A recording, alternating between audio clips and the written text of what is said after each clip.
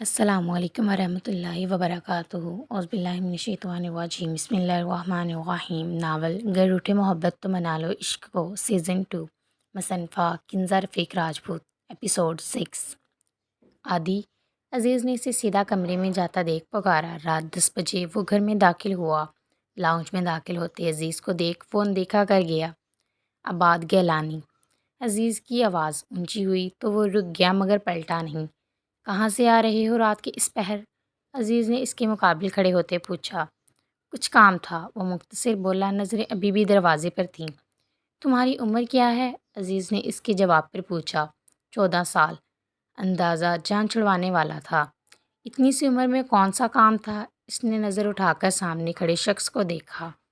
میں جب 7 سال کا تھا نا تو اپنی ماں جان کو رات میں روتے ہوئے اور پورا دن ہسپتال میں ڈیوٹی کرتے دوسرے مردوں کی گندی نظریں ان پر ہوتیں اور انہیں ضبط کرتے دیکھا تھا۔ بڑا ہو گیا، اسی لیے میری عمر کی بات نہ کریں، وہ کرب سے بولا۔ عادی بس کر دو، میں تھک چکا ہوں۔ اس کا دل کر رہا تھا ہاتھ جوڑ دے۔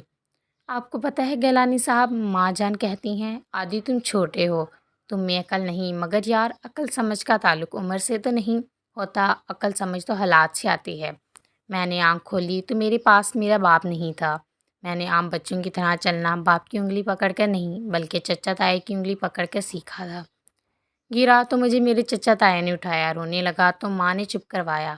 سارا دن نانا نانی کے گھر پر ماں کا انتظار کرتے گزرتا تھا ہمارا، کیونکہ وہ ہمارے لیے نوکری کر رہی تھی۔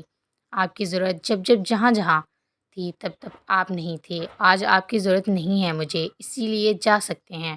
وہ نم آنکھیں صاف کر کے کمرے میں جانے لگا تھا۔ میں مجبور تھا عادی، وہ بے بسی سے بولا۔ آپ نے وہ وقت کسی اور کے نام کیا جس پر میرا حق تھا، میری بہن کا حق تھا۔ آپ نے میری ماں کے حق میں خیانت کی ہے، میں مر کر بھی آپ کو معاف نہ کروں۔ عزیز اپنی جگہ پتھر ہو گیا جب وہ اپنے اور عروش کے کمرے کی طرف چل دیا۔ عروش سو چکی تھی۔ کمرے میں 2 سنگل بیڈ تھے، دونوں کونوں میں۔ درمیان میں ایک میز پر پڑا گلاس اٹھاتے اس نے بنا سانس لیے پانی اپنے اندر انڈیلا تھا۔ شاید اندر کی آگ بجھانی تھی۔ پھر عروش کے پاس گیا، اس کے اوپر کمبل ٹیک کیا، پیشانی پر بوسہ دیا۔ آپ کا بھائی آپ کے لیے کافی ہے آشو، دھیمی آواز میں کہتا اپنے بستر پر لیٹ گیا۔ عدن بیڈ پر بیٹھی تھی گم سم سی جب رامش اندر آیا۔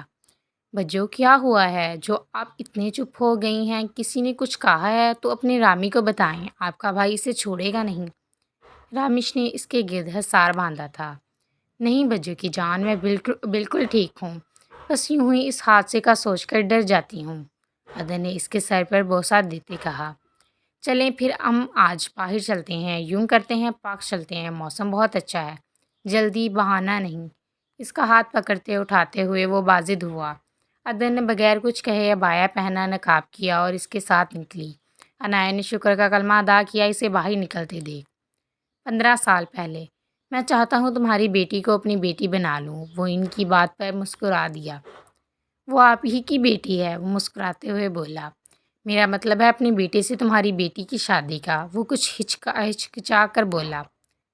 میں سمجھا نہیں۔ اس نے کافی کا کپ میز پر رکھا، پاس پڑی کرسیاں اب خالی تھیں، ان دونوں کے علاوہ وہاں کوئی نہیں تھا۔ اسے یہ دیکھ غصہ آیا۔ میرا مطلب نکاح کا ہے، میں یہ رشتہ پختہ کرنا چاہتی ہوں، وہ سمجھانے والے انداز میں بولی۔ میری بیٹی ابھی بہت چھوٹی ہے، ایک چھوٹی سی دلیل۔ تو میں کون سا آج ہی رخصتی چاہتی ہوں، انہوں نے بات پر زور دیا۔ میں بچپن کے رشتوں کے سخت خلاف ہوں، اسی لیے ابھی کسی بھی تعلق کو قائم کر کے اپنی بیٹی کو کسی امتحان میں نہیں ڈالنا چاہتا، اسی لیے اس بات کو یہیں دفن کریں، وقت آنے پر دونوں بچوں کی مرضی سے فیصلہ ہوگا، اگر آپ کے حق میں ہوا تو مجھے دلی خوشی ہوگی۔ وہ اتنا کہتا چلا گیا، اسے پتہ ہی نہ چلا اس کی باتیں دروازے کے اوکٹ میں کھڑے ایبی نے سنی تھیں اور ذہن نشین بھی کی تھیں۔ وہ بیڈ پر لیٹا چھت کو گھورتا ماضی کی حسین یادوں میں تھا۔ ہوش سنبھالنے سے پہلے اس نے عدن کی خبر رکھنا شروع کر دی تھی۔ وہ سب کچھ جانتا تھا اس کے بارے میں، وہ کہاں جا رہی ہے، کیا کر رہی ہے، یہاں تک کہ اس کی باتیں تک حرف بحرف وہ جانتا تھا۔ ہاں ایک چیز کی اس نے نظر انداز کی تھی اور وہ تھی حازم کے ساتھ عدن کی محبت۔ ماں مجھے بات کرنی ہے، کچن میں کام کرتی ماں سے کہتا وہ کرسی کھینچ کر بیٹھ گیا۔ ان کی پشک تھی اس کی طرف، تبھی اسے دیکھنے کو وہ پلٹیں۔ چہرے پر حد درجہ سنجیدگی دیکھ اپنا کام چھوڑ کر اس کے پاس بیٹھ گئیں۔ میں چاہتا ہوں اب عدن یہاں آ جائے۔ پچھلے 2 سالوں میں یہ مطالبہ 1000 دفعہ ہوا تھا۔ تم جانتے ہو وہ پڑھ رہی ہے۔ وہ اٹھ کر واپس کام میں لگ گئیں۔ ڈونٹ وری، میں اسے اسپیس دوں گا، اس پر کوئی ذمہ داری نہیں ہوگی، آئی پرامس۔ وہ ان کے قریب شیلف سے ٹیک لگا کر کھڑا ہو گیا۔ مجھے تنگ نہ کرو ایرب۔